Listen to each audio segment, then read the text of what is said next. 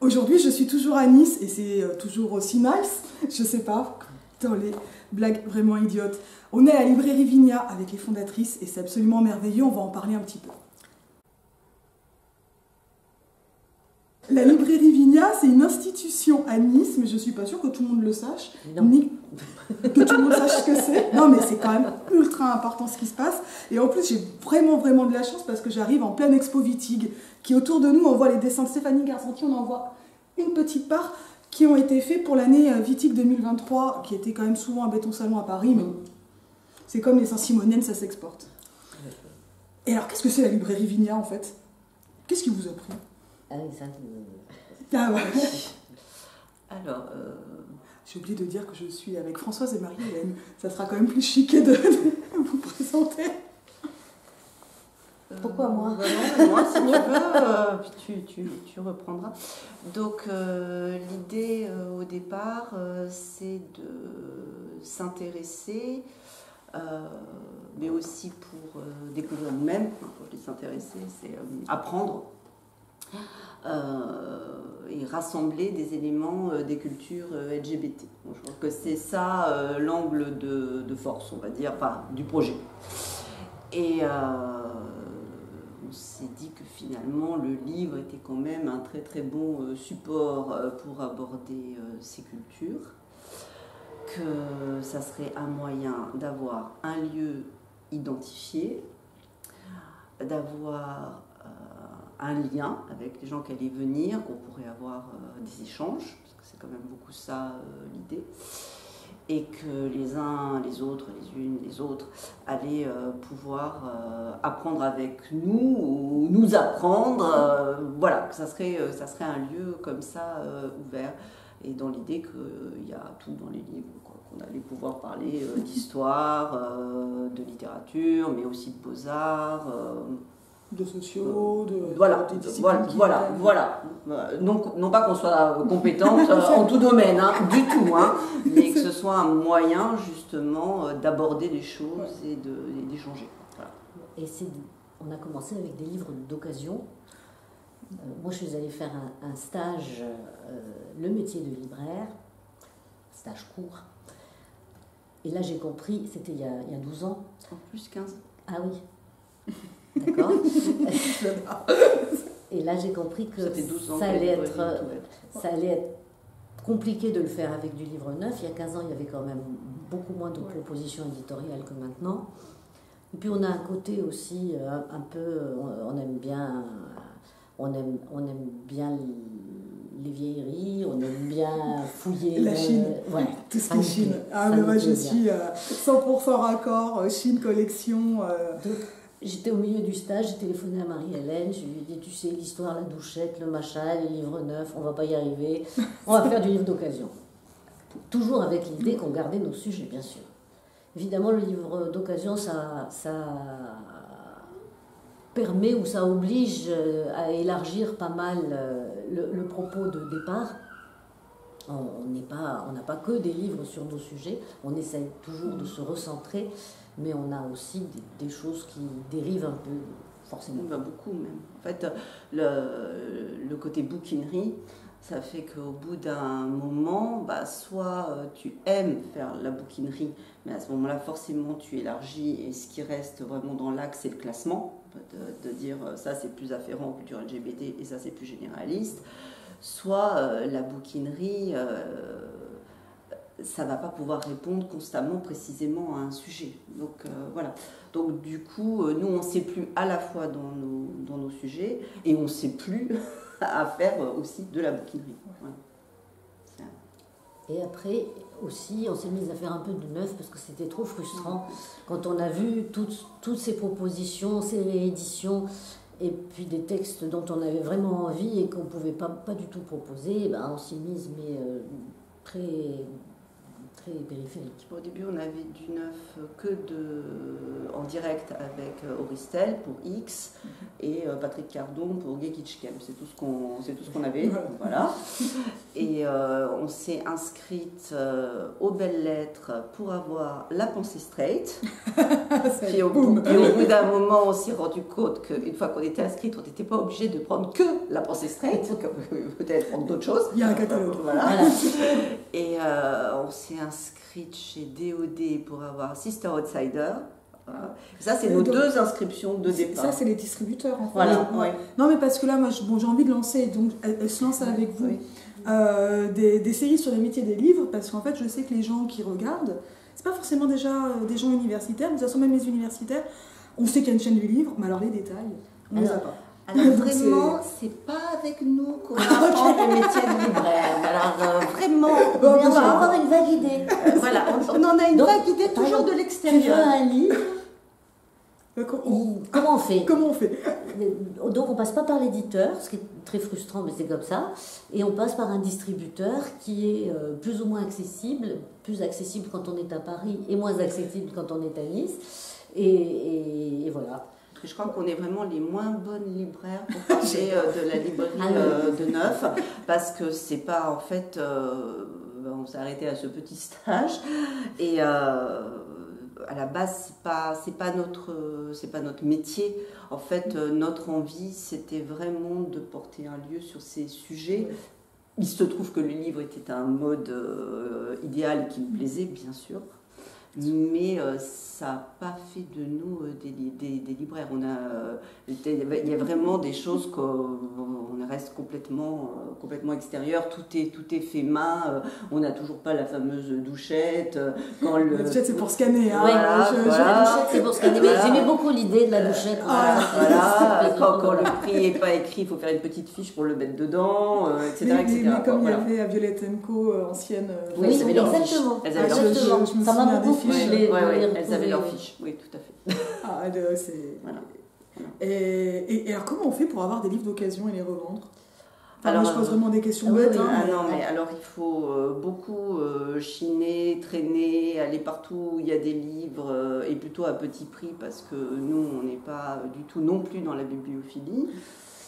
Voilà, donc ça se fait vraiment avec des petits bouts, je dirais.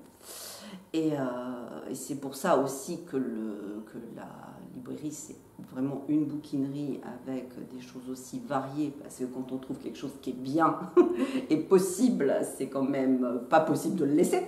Donc voilà.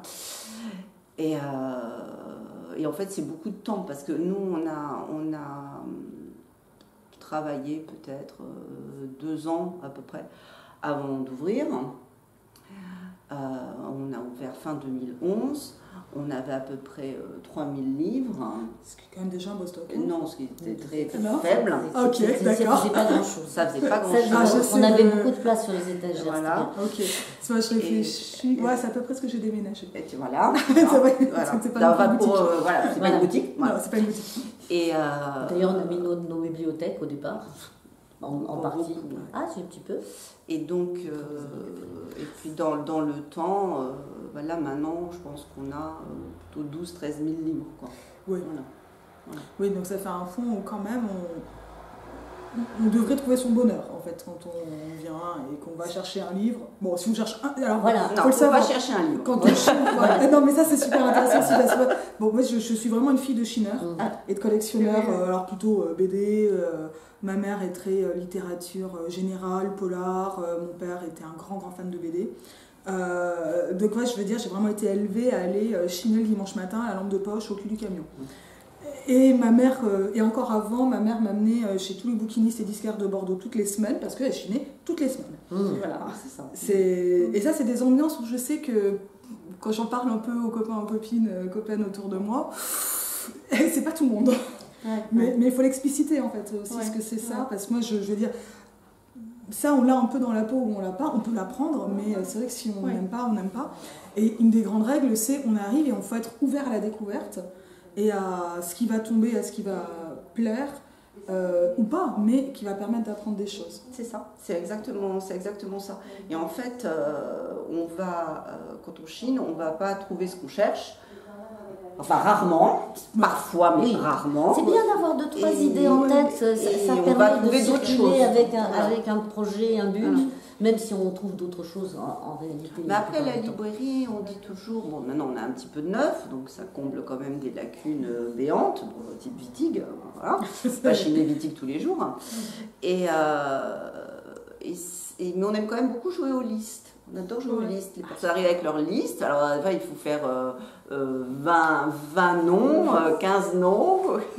Et on va tilter sur un quand on a de la chance. Mais on n'est pas découragé, en fait. C'est peut-être plus décourageant pour la personne qui vient, par contre. Mais nous, on aime bien. Il faut le savoir, en fait. Faut le savoir. Mais quand on est du côté de la Chine ou de la recherche, c'est habituel, en fait. À part pour les gens qui sont habitués à aller tout le temps à la BNF. Bon, maintenant, je suis parisienne, mais j'aime pas ça. Moi, j'aime chercher en mode semi-hasard. Et vous avez passé le stock sur Internet ou vous restez en local? Non, ça. Parce que ça, c'est aussi une des grandes transformations ces derniers temps. Comme on a des l'occasion, mais c'est super compliqué. Prix, il y a des choses aussi. Il y aurait une petite partie qui pourrait aller sur Internet, mais bon, on l'a pas fait. Voilà. On l'a pas fait parce que... J'ai toujours l'impression qu'on va le faire. Oui, voilà. Il faut le promettre. Voilà, c'est ça. Et puis ça serait quand même pas énormément de livres. Les systèmes sont quand même lourds, malgré tout, sur Internet. Faut pas croire, quoi. Donc voilà, bon, se lancer pour moi j'ai rencontré des collègues c'est lourd. Qui ne voient plus personne et qui passent beaucoup de temps à faire des paquets. C'est pas marrant. Non, c'est pas marrant.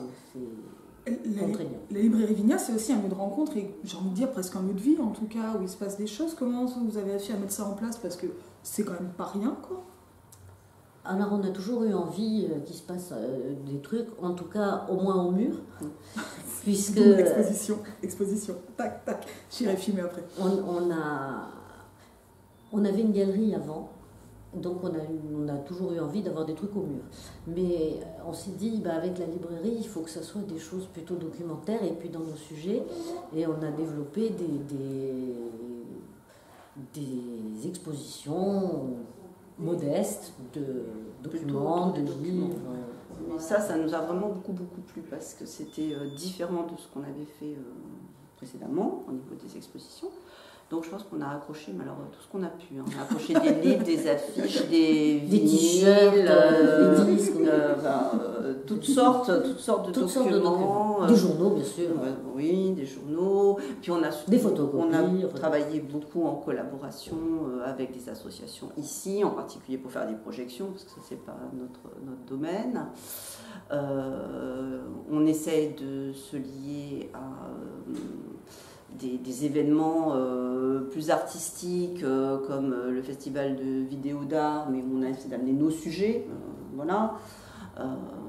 Des temps comme ça où on peut partager. Quoi d'autre? C'est déjà pas mal, hein. Moi, je veux dire, parce que ça aussi on se rend pas compte non plus quand on est juste dans le public. En fait, c'est énormément de boulot de faire une exposition. Par exemple, là on est dans l'exposition Wittig, donc je vais filmer les murs. Là, on a quand même les dessins imprimés Stéphanie Garzanti au-dessus, un t-shirt sérigraphié de Roxane Maillet. Donc, hop, on va mettre tous les liens. Enfin, je vais mettre tous les liens. Ça, je suis une femme de liens et d'hyperliens. Là-haut, et des affiches quand même. Donc, là, c'est vraiment le Wittig 2023. Donc, ça veut dire que ça a transité par Suzette Robuchon pour arriver ici. Pas forcément Si, il y a des choses. Oui, il y a des choses. Par exemple, Stéphanie, nous on a pu aller voir 2 lectures avec ton salon, donc on a acheté des affichettes parce qu'elle les vendait pour l'assaut et tout ça. Roxane, c'est différent. Attends, je vais bouger la caméra et hop, t'expliques en même temps. Roxane, c'est différent parce qu'on l'avait rencontrée par une jeune femme qui fait du commissariat d'exposition qui s'appelle Géraldine Gourbe et qui nous avait proposé de présenter un catalogue de la Villa Arson pour lequel elle a été commissaire, voilà, et elle avait fait un événement avec Roxane. Donc c'est comme ça, on avait montré tous les t-shirts de Roxane à cette occasion et c'est comme ça qu'on a connu Roxane grâce à Géraldine en fait. Les corps lesbiens, ça c'est le fait de fréquenter les ARCL, quoi, bien sûr. Donc ça c'est notamment passé dans les corps des arbres, ça vient alors, des le corps des arbres, jaseuses. ça c'est Suzette qui a amené Françoise voir l'exposition. Alors les choses se croisent, quoi. Et puis, elles affirment triomphant que tout geste est un renversement. Et la fille d'Anaïs Schramm, ça c'est Suzette qui les a reçus et qui nous les a prêtés. Donc voilà, il y a des croisements en fait. Voilà. Mais bon, après Suzette, elle boum, aurait pu tout. On change de mur. Tu nous fais la suite. Alors, la suite. Alors, donc la suite, c'est le mur autour du voyage sans fin. Dame Chevalier, c'est un t-shirt que portaient les interprètes de la lecture à la Maison de la Poésie en 2022. Donc ça, naturellement, c'est Suzette. Et là, c'est des documents autour du voyage sans fin tel qu'il a été présenté en 85 avec le programme, le supplément de Vlasta, une affichette que nous a prêtée Suzette de Léna Vendré qui montre les costumes. Voilà, ça c'est un petit texte que j'ai retrouvé aux Alors moi je suis câblée mais j'approche. C'est assez rare comme texte. C'est un texte qu'a fait Wittig pour Léna Vendré sur une plaquette d'exposition en 74. Voilà, puis The Girl parce que ça nous ramenait à la collaboration de Wittig et de Sandy Zegg, quoi. Donc dans ce moment-là. Hop, je fais le tour, comme ça on voit à quel point la librairie est belle en plus. Et hop, on change de mur. Donc ça c'est les... Je me sens Agnès Varda, tu sais, rue Daguerre. Voilà. Tac. Donc ça c'est les livres de Wittig, bien sûr.